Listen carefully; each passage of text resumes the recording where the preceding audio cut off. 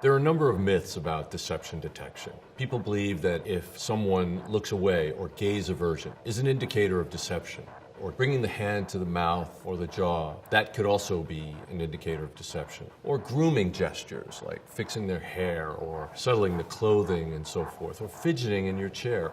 All those things are potential indicators of deception, but there's no universal indicator of deception.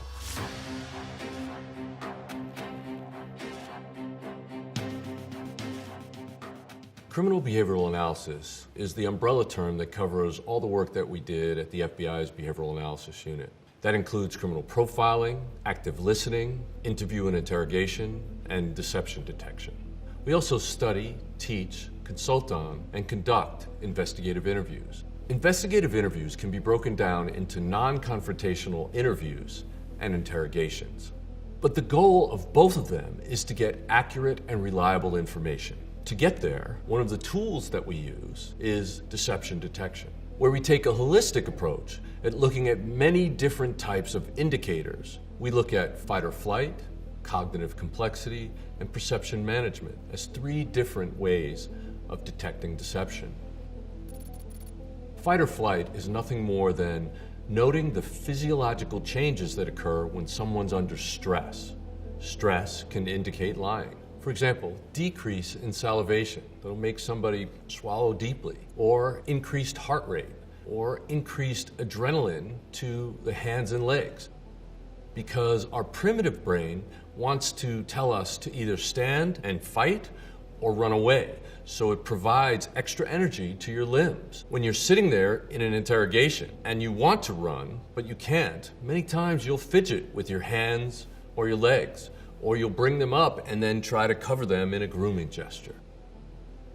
When Jodi Arias was brought in for questioning after her boyfriend was brutally murdered, she was sitting there and being observed by a police camera. Now, many suspects will experience nervous energy, and when they're preparing to lie, that can come out in minor fidgeting or grooming gestures, but sometimes there's gross body movements, and there's no better example of this than when Jodi Arias got up from the chair and went over to the wall and did a handstand for several seconds to sort of burn off that nervous energy. It's a perfect example of fight or flight. The concept of cognitive complexity is that when people lie, they try to keep it as simple as possible. They also lie typically only about two senses, what they hear and what they see. They don't necessarily add how it smelled, or spatial relationships, or interactions with other people. And they typically keep it on a very shallow level. You said you played video games all day on Friday? Yeah. Is it just between the time period that he's asking about, or just literally all day? Literally all day. So if you think about it as cutting an onion in half, and you look at the rings of that onion, typically liars will lie about the first ring, where they were that day, and maybe who they were with. At the moment, I'm not really hanging out with too many people, talking to too many people.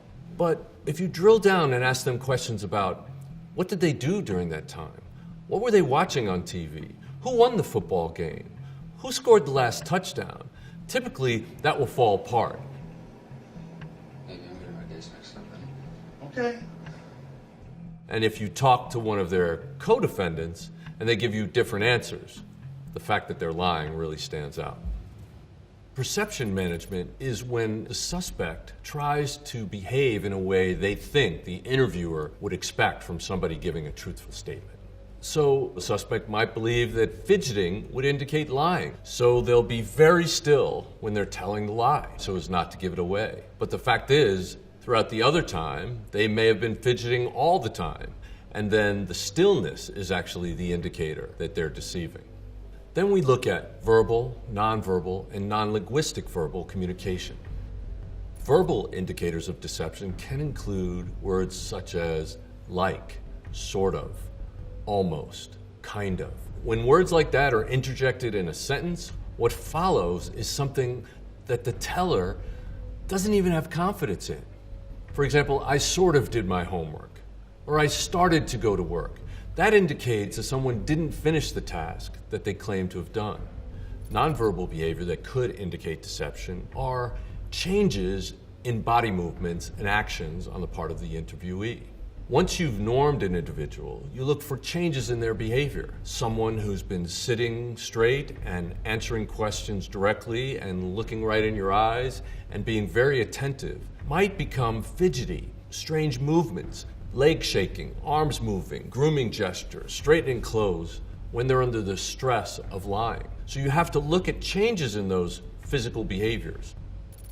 Non-linguistic verbal indicators of deception could be an increase in the pace of talking, an increase or decrease in the volume, a change in pitch. Sometimes when people are lying, the stress makes their voice go up a few octaves. And that can be an indicator that you need to drill down on to determine whether they're lying about the thing that you're investigating.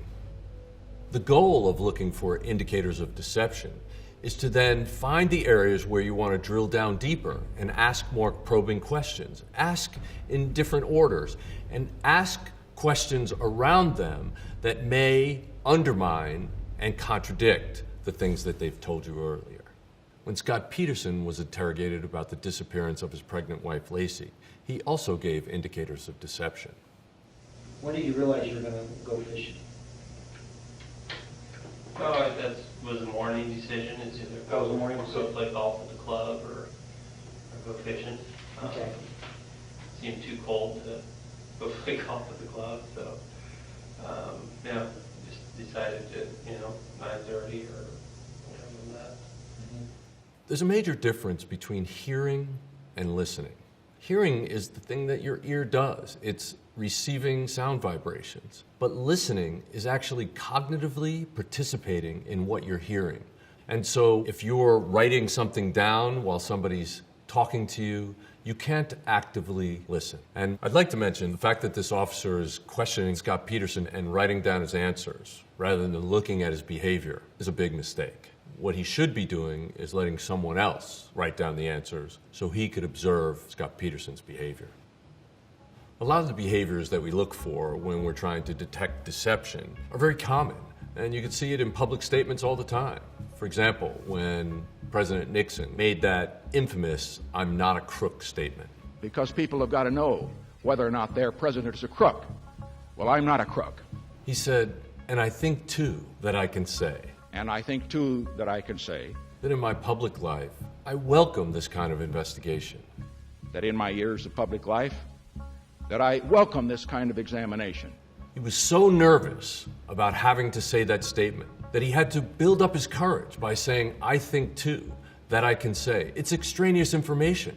The pace of his speaking increases radically. That I welcome this kind of examination. I welcome this kind of examination. And that's a non-linguistic verbal indicator of deception. It's again a change in behavior that's a red flag that I would dive deeper into if I was interrogating him about this. So when we're assessing President Nixon's statements, we look at perception management, verbal, nonverbal, and non-linguistic verbal clues to determine that he's actually lying. During the Whitewater investigation against President Clinton, he was accused of having a sexual relationship with one of the interns at the White House, Monica Lewinsky. And he denied that emphatically, but there were a lot of indicators of deception in his denial. I did not have sexual relations with that woman. In this clip, President Clinton is clearly trying to manage the perceptions of the public. He says, "I want to say something to the American people. But I want to say one thing to the American people. I want you to listen to me. I want you to listen to me. I'm going to say this again. I'm going to say this again." 3 statements in order to set up what he's about to say, instead of simply stating it. When you're telling facts, you simply have to state them. When you're telling a lie, you have to convince the people that what you're about to say is the truth. And that's what I believe he's doing. President Clinton is a very smart man, and he's using very carefully chosen words here. What President Clinton says here is that he did not have sexual relations with that woman. Sexual relations with that woman.